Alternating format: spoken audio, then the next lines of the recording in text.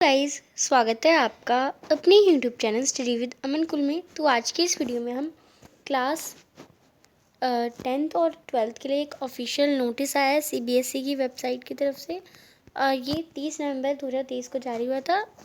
तो इसमें आपको ये बता रखा है कि जो आपका ओवरऑल डिवीज़न डिस्क्रिप्शन होता है वो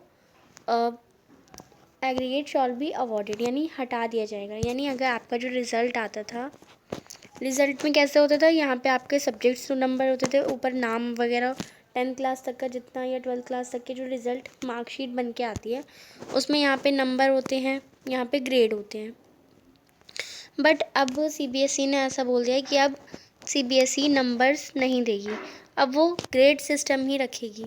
ग्रेड सिस्टम जो आपका सीजीपी निकाल के आपका जो नंबर होता है वैसे देगी, आपको ये नहीं देगी कि आपके 80 में से कितने आए फिर 100 में से कितने आए, ऐसे नंबर्स वो नहीं करेगी अब सीबीएसई। ये सीबीएसई ने बोला इस ऑफिशियल सर्कुलर में।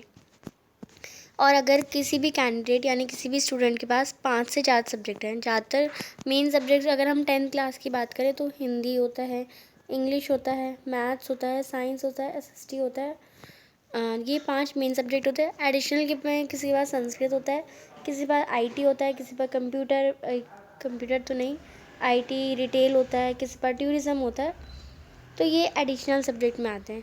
तो टोटल सब्जेक्ट तो आपके पास 6 और 6 के आपके एग्ज़ाम देने होते हैं।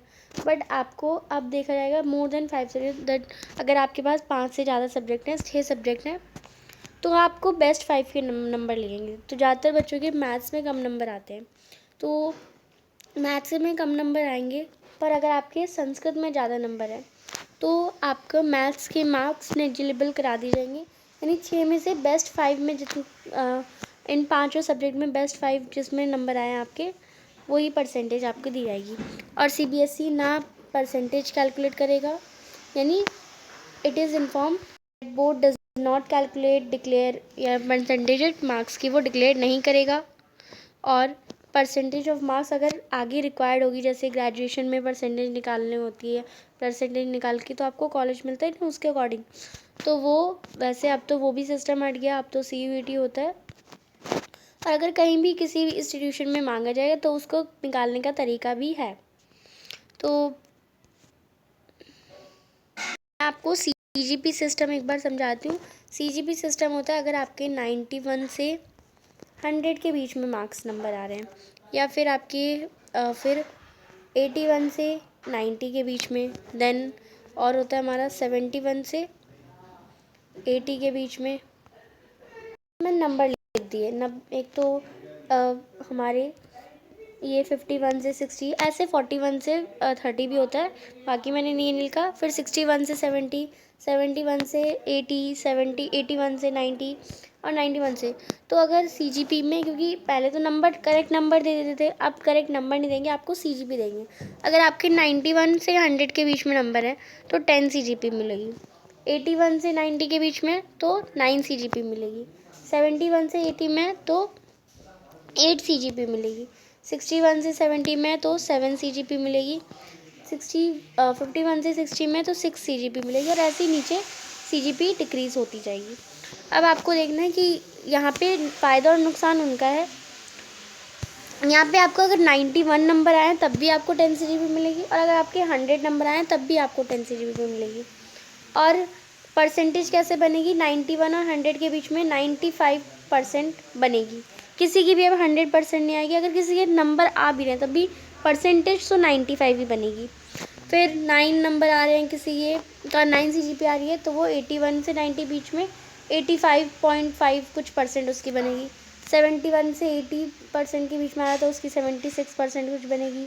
ऐसी 65% बनेंगी, 55% बनेंगी। तो ऐसे आपकी परसेंटेज बनेंगी। अब बेस्ट 5 के नंबर जोड़ने, तो अगर हम 10 सब्जेक्ट है तो टोटल नंबर कितने हो जाएंगे, अगर हर सब्जेक्ट में 10 यानी 91 से 100 के बीच में आए तो टोटल सब्जेक्ट 5 हैं, बेस्ट 5 50 लगेंगे आपके। टोटल सब्जेक्ट के हिंदी में 10 से 10 सीजीपी है, इंग्लिश में भी 10 सीजीपी है, मैथ्स में भी 10 सीजीपी है, यानी टोटल 6 सब्जेक्ट है, उनमें 5 सब्जेक्ट में टोटल लिखे जाएंगे तो 50 हो जाएगी, यानी 50 सीजीपी हो जाएगी। और डिवाइड भी हम करेंगे जितने सब्जेक्ट हैं, तो ये हमारा 10 आपका आ जाएगा। अब ये 10 CGP आपकी CGP में आया, बट परसेंटेज में अगर हम देखेंगे तो हमें किससे मल्टीप्लाई करना होगा, 9.5 से। तो 10 को 9.5 से मल्टीप्लाई करेंगे तो 95% बनेगी। ऐसी अगर किसी के 9 CGP आ रहे हैं, 10 एक सब्जेक्ट में 10 CGP है, एक सब्जेक्ट में 9 CGP है, तो ऐसे आपको कैलकुलेट भी करना होगा। यानी परसेंटेज निकालने के लिए 9.5 जो भी आपका CGP आ रहा है, यानी अगर इंग्लिश में 9 CGP दे रखे हैं नंबर, यानी 9 CGP यानी 81 से 90 के बीच में।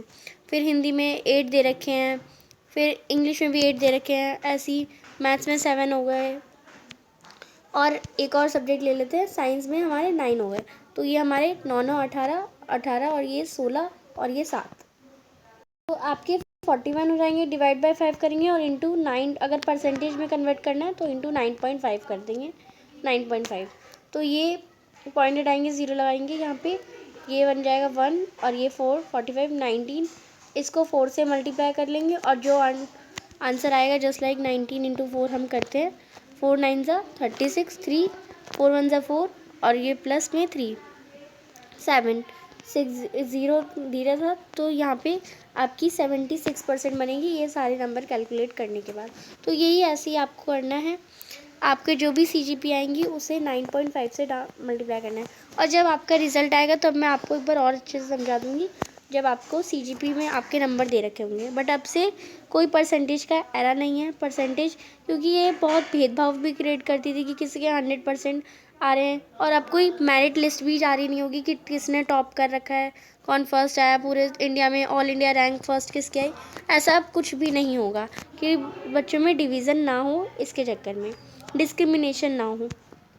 तो अगर आपको समझ आ गया तो चैनल को अभी तक सब्सक्राइब नहीं किया तो प्लीज़ सब्सक्राइब करें, वीडियो अच्छी लगी तो इसे लाइक करिए और दोस्तों के साथ शेयर ज़रूर करिए।